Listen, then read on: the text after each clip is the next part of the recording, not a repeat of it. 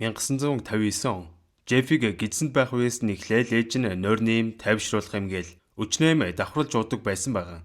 Өвлийн цас бударсан орой Жеффи аав Леонел гэртээ арж явтал жирэмсэн ихнэр нь хар хүүтэнд хөл нүцгэн гэрийнхээ уцтай ямар нэгэн юмд бодлогшрон сууж байдаг байгаа.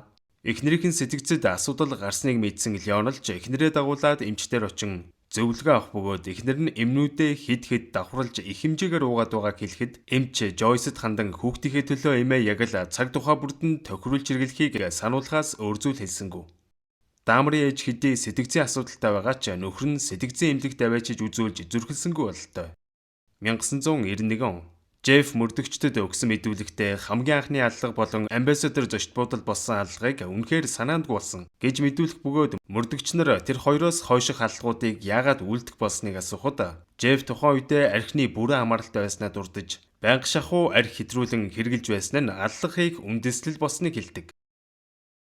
Мань хүн баг орой болгон шахуу нөгөө ижил хүснүүдийнхаа клабаас хохирогчтой олж эмээгийнхаа гэрт авчираад уух юмд нь нөгөө эмээ ойлж өгөөд ухаан алдсныхан дараа байшингийнхаа зойронд боомлж алдаг байснаа хэлдэг. Эмээгийнхээ зойронд 3 залууг алсан бөгөөд хохирогчдын цогцыг жижигэлж хуваагаад ялц чансныхаа дараа яснаас нь салгадаг байж л дээ. Хэдий чансан ч хүний мах учраас зойрноос нь эвгүй үнэртэй эхэлсэн ч эмээ нь хөрхий хөл муутай болохоор зорилгоо бууж чаддгүй байж. Эмээ нь ер нь гадарлах гад байсан болохоор махнуудыг нь хогийн утаар хид хид давхарлаж богоод байшингаасаа гаргаж хайдаг байсан байгаа. Жефф клаб тарсан хамгийн царайлаг залуусыг онилдог байснаа хэлэхва. Бараг л байнга шахуу залуучууд авчираад байгааг нь эмээ нь мэддэг байсан ч манай найзууд гэж эмээг аргалчаад байдаг байж. Зуны цагт байшингийнхан зойрноос муухай үнэр улам их үнэртэй байсан болохоор эмээ нь Жеффиг яг юу хийгээд байгааг нь асуухч өнөөгч нь амтны жихмэл хийж байгаа гээл хуурчих юм. Нэг өдөр Леонел Шери хоёр ирэх бөгөөд зойрноос нь гараад байгаа эвгүй үнэрийг аавын шалгахаар буухад зойронд нь хутаг, заазуур, хөрөө гээл хүйтэн зэвсгүүд байсан ч Жефф янз бүрийн шалтгаан хэлээд худлаа ирсаар л ингээд гэрийнхэн с жиг аваад эхэлсэн болохоор хэсэгтээ хүн алхаа болсон байсан ч удалгүй клабт нэг хар арьс залууг хараад их таалагдсан тухайгаа хэлдэг. Энэ залууг Рон гэдэг бөгөөд машиндаа суугаад явах гэсэн ч батарей суужиж яах вэ гэж ижитэл Жефф ирснэ. Мань залууд туслах гэж байгаа юм шиг дүр эсгэж хоёулаа манад очиод миний машиныг авчираад чиний машиныг асаач. Гэхэд мань залууч баярлан Жеффиг дагаад эмээгийнх нь байшин руу орлоо. Гэтэл Жефф мань залууг зойронд орж жоохон юм ухуу гэдээсэн ч Рон хурдхан машинаа асаалгах хүсэлтэй байгаагаа хэлэхэд Жефф аргагүй байдалд орж кофе санал болгож байна. Жеффи өгсөн кофег уучаад за хоёулаа хөдлөхүү дээ. Гэтэл нөгөө Жефф чин юу явах? Чамтай унтаж байж л явуулна. Гэд байхаар нь Рон хуурцснаа ойлгоод явахгээ бостол толгоо нэргээд биеийн ба дараа л явчлаа. Гэтэл ашгүй Жеффи имээ доошоо бууж ирээд наад чинь юун залуу вэ гэд шалгаагаад эхэлнэ.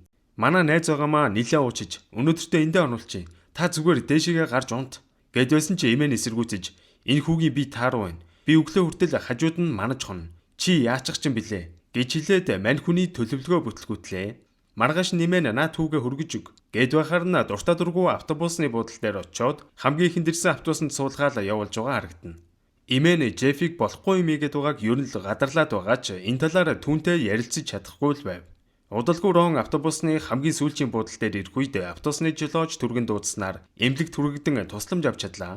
Эмнэлгээс гарсан даруйдаа л цагдаа дээр очин Жеффри Дамрын талаар гомдол мэдүүлсэн ч цагдаа тоосон чинжгүй. Чи өөрөө дуртайдаа очсон биш үү?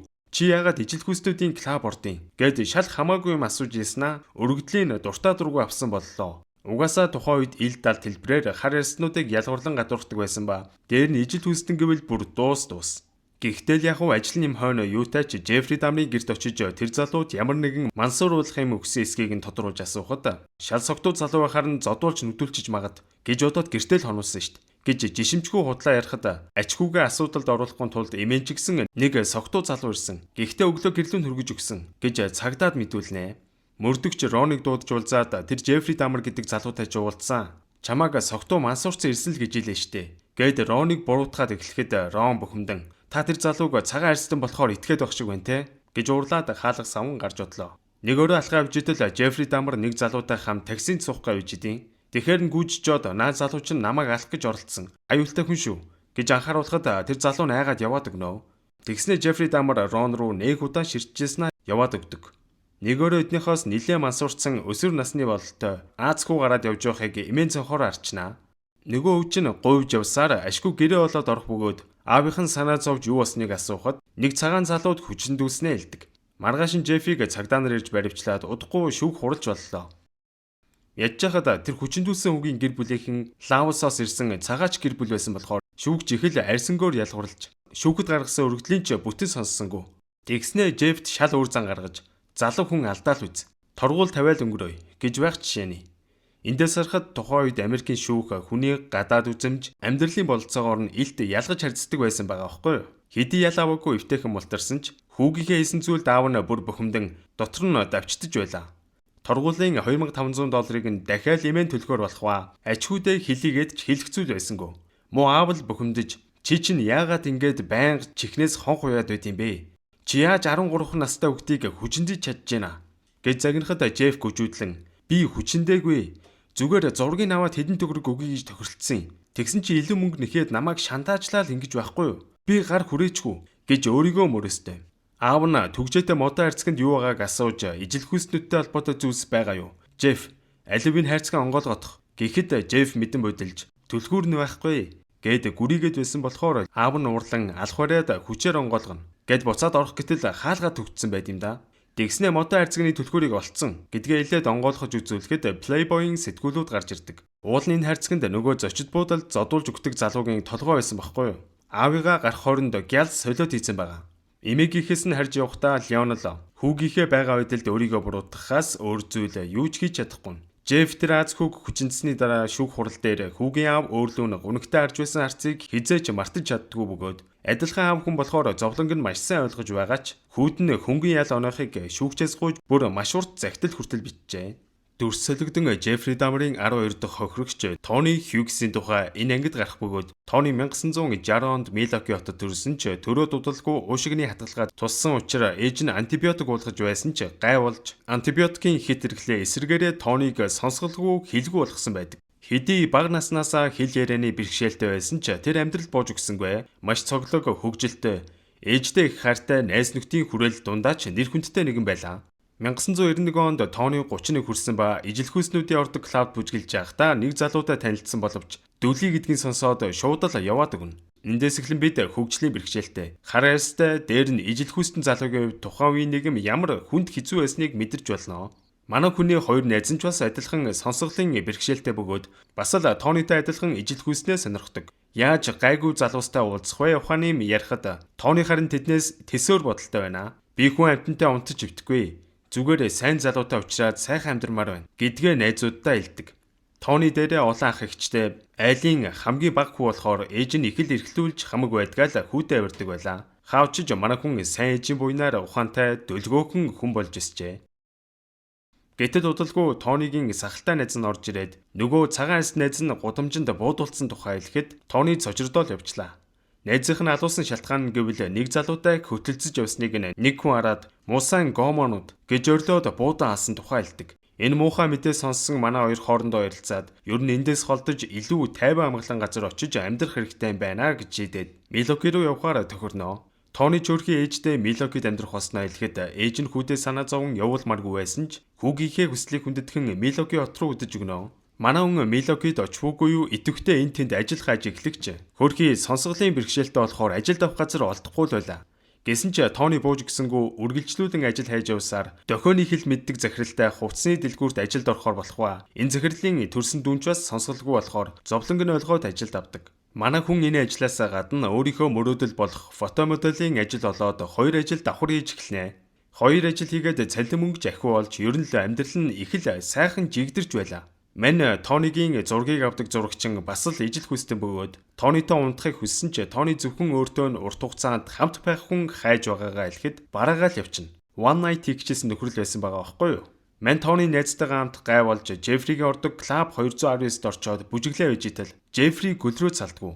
Үүнийг анзаарсан найз нь Тони тандан тэр цагаан залуутай очиод ярилц гэд шавдуулаад байхаар нь тэкэн дээр очлоо. Мань хоёр танилцах үеэр Жеф Тоник сонсголын бэрхшээлтийг мэдсэн ч тэрийг нь тоосонгүй. Хамт бүжиглээ цагийг их л сайхан өнгөрөөж гинөө. Клуб хаах болоход Жеф түүнийг их таалагдж байгааг хэлээд манайх руу явъя гэд байсан ч Тони явсангүй. Дараа уулзъя гээл яваад өгдөг.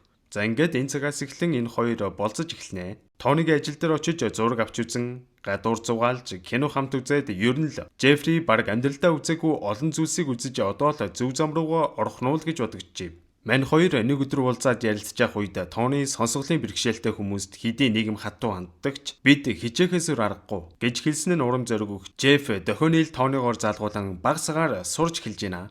Жефийн үйлдэлүүдийг харсан Тони ч Жеф татагдж эхлэж байгаа нь илт. Удалгүй Жефри партнер дээр гарсан 216 тоотын алдарт байраа түрээсэлж эхэлсэн бөгөөд аавыгаа эхнэртэй намд төржээ. Манай хоёр эртэл гэр нь ёстой нэг цэмгэр.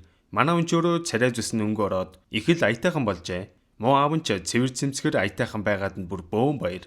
Тэгсэн Жефри хэлж байна. Би сүүлийн үед уухаа болсон. Ажил дээрээ ч гайгүй тушаал дэвшээд цалиманч нэмэгдэж байгаа. Би хэцүү хөхд байсан гэдгээ мэднэ. Энэ хүртэл намайг хаяагүй байнга харж ханддаг байсанд баярлалаа аав. Гэж хэлэхэд аав нь баярын нулимс ургаж хүүгээ их л ухааж ижтэй гэж бодон баярлан суунаа. Удалгүй Жеф Тоник гэртээ авчрах бөгөөд мань хоёр хүлэг тоглоом тоглож байх үеэр Жефийн муухай иш хөдөлж Тони руу хашгичаал эхэлж байна. Жеф нөгөө л сурсан зангаараа Тонигийн уух юмд нь нөгөө нойрны имээ ойлгох гэж байгаад сэтгэл нь өвдсөн үү яасан энэ удаад имээ хийсэнгөө. За ингээд маргааш өглөө Тони эртлэн босож ажилдаа явах гэж ярахад Жеф гайхан надтай хамт үлдчихэлдэ. Хүмүүс яагаад дандаа намайг хайж явах гээд байд юм бэ? Гэд тэнэг юм яриад байдیں۔ Тэгснэ алхаа аваад Тониг бараг цохохноо гэтэл нөгөөх нь би чамайг хаяхгүй штэ. Энэ 7 хоногийн сүүлээр заавал уулзнаа гэж хэлээл гараа явлаа. Энэ үйл явдлаас хойш хэд хоногийн дараа Тонигийн ээж цагдаагийн газар ирсэн. Мэдүүлэг өгж байгаа харагдах. Хүүн сүүлийн хэд хоног ердөөсөө ээжтэйгээ холбоо бариагүйгээс гадна ажилдаа ч очоогүй орсоргүй алга болсон гин. Миний хүү хэл ярианы бэрхшээлтэй хэдий ч сайн хүү гэж хэлсэн ч тэр цагдаа нь танаа хүү хар тамхи хэрэгэлдэг үү? Хулгай зэлгээ ижсэн биш үз? Гэд хүүг нь шууд л буруутгаад эхэлт юм да. Угаасаа тэгээд цагдаа нар хэлсний сонсохгүй арьсангөөр ялгуурлаад байгаа нь илт мэдгэжсэн болохоор өөрсдөө арга хэмжээ авахар шийдэн тэр хавийн хамгал шонгийн моднууд дээр Тоник харсан үтсэх хүн байвал холбогдороо гэж бичсэн хуудсууд наадаг. Хүүгээ алдсан ээжид туслахаар хэдэн зуун хүн хүртэл цугларч Тонигийн эрэлд гарах бөгөөд зарим хүмүүс бүр ханди хүртэл өгч илоо. Энэ үед Жефри дамарчуус ирсэн Тонигийн ээжийг ширтжээснаа хэдэн доллар сарваачаад гэрлүүгээ арайд пив задлаад овоо идэг ууж гинөө. Тэгснээ алсан охирогчтойхоо жолооны өмнөлгүүдийг нь харангаа тэр хэдийг алж байсан үеийн дурсамжаа эргцүүлэн бодоод байх шиг байгаа. Тэгснээ Тонигийн гэрлүү залгаад Тони одоо байхгүй болсон. Хайх хэрэггүй шүү гэж хэлээд буцаа тасна. Тони Жефигээс гараад түлхүүрээ мартчиж гэд буцаад ороод ирэх үед нь мань Жефри Тонийг алхаар цохиж унгаагаад тэр чигт нь алж орхисон байдаг. Дүрсэлэгдэн хөрөгчнөөс хүний илэг гаргаж ирээд давс перзээр амталж байгаад идэх бөгөөд энэ хэний илэг гэдэг нь угаасаа ойлгомжтой байлгүй дээ. За ингээд бүх зүйл буцаад киноны эхлэлдээр ирэн партнер дээр яригдсан үйл явц гарах бөгөөд коридорт тусламж гуйсан чимээ гаргаж Гленда хитрхи их айн хаалгаа нээж чадсангүй. Удалгүй эдний гадаа маш олон цагдаагийн машин ирсэн байх ба Жефри баривчлагдж байгааг харсан Гленда цагдаа нарт уурлаж би та нар руу хэдэн зуун удаа залгахад нэг ч тоогоогүй. Бүх зүйл оройдсны дараа ирлээ. Гээл хамаг бухимдлаа гаргаж гинөө зайлвал.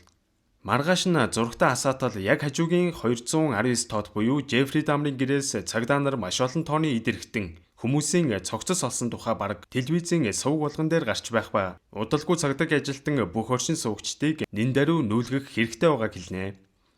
Жефри хохирогчтой өнөختөө ашиглаж байсан химийн бодис байшингаар дүүрэн тархсан байгаа учраас тэр дороо л бүх хүмүүсийг нүүлгэн шилжүүлж эхэлдэг.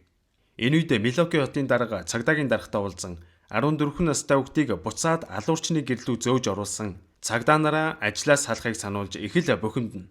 Жефригээс мэдүүлэг авч байсан хоёр мөрдөгч хохирогчдын ар гэрт очин аимшигт мэдээг дуулгах хүндхэн даалгаварт уннаа. Угаасаа тэгээд хүүгээ алдсан гэр бүлийнхэн ямар л ойлог байх вэ? Бүгд л уйлж унжин маш хүнд байдалд ордог.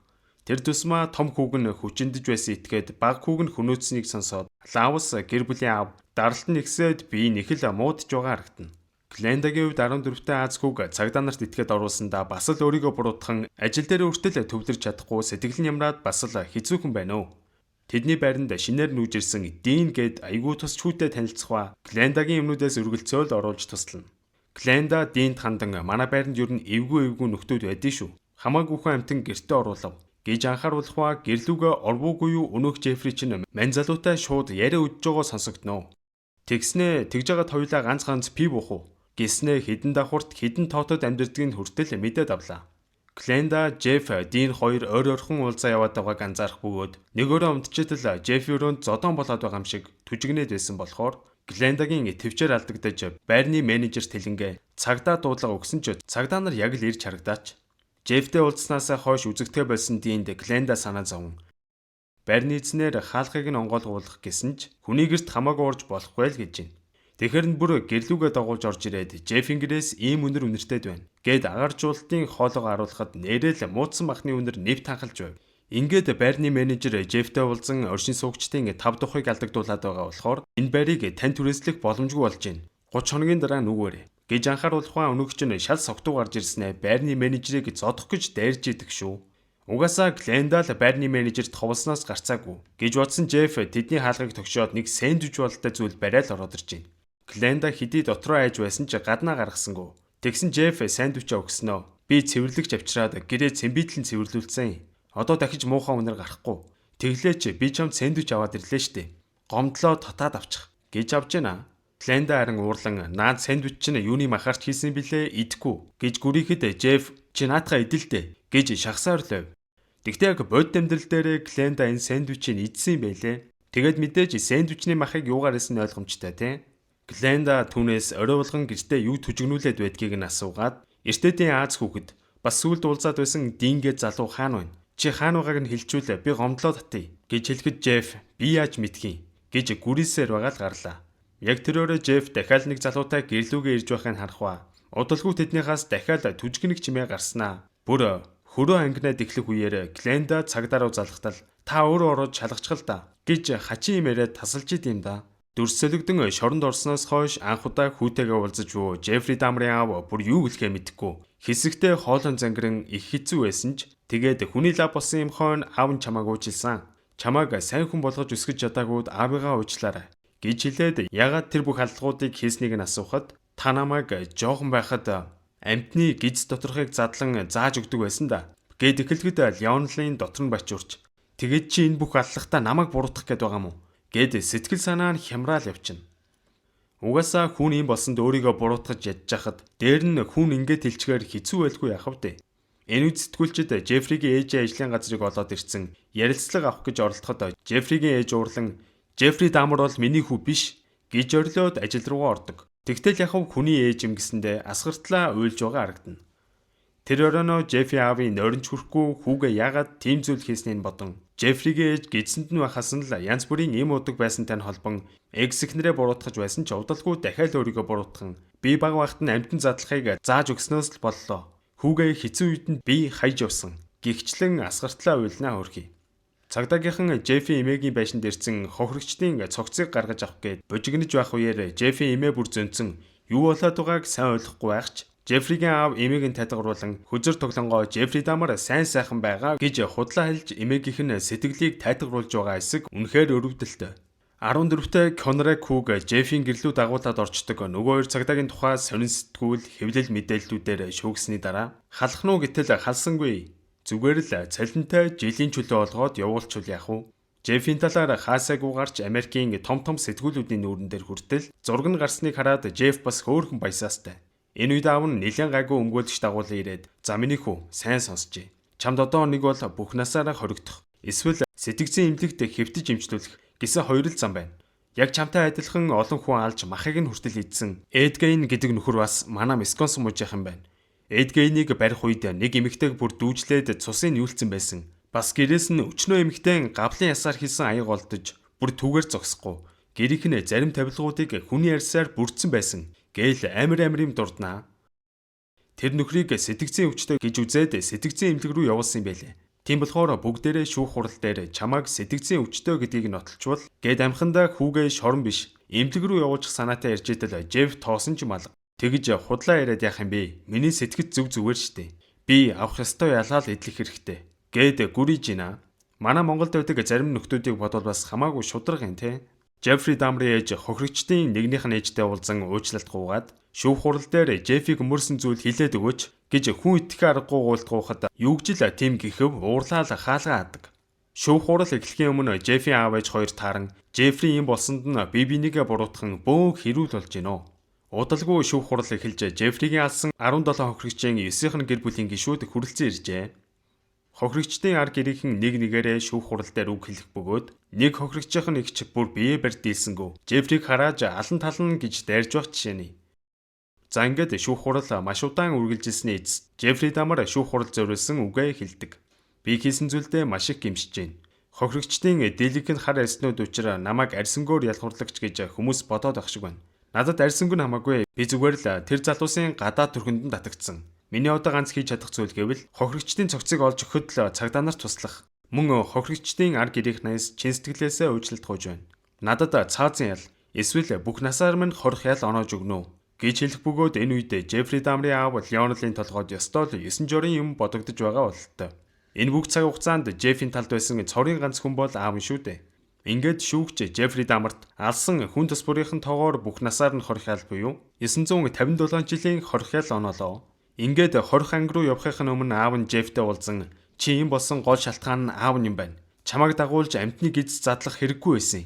Сэтгэлээ онгойлгож ярих үед чинь би чамайг сонсоогүй. Би чамд сайн байж чадсангүй. Намайг уучлаарай гэж хүүгээ тэрвэрх ба Жефри Дамрыг Висконсин мужийн чанга тэглэмтэй хорих анги руу аваад явдаг.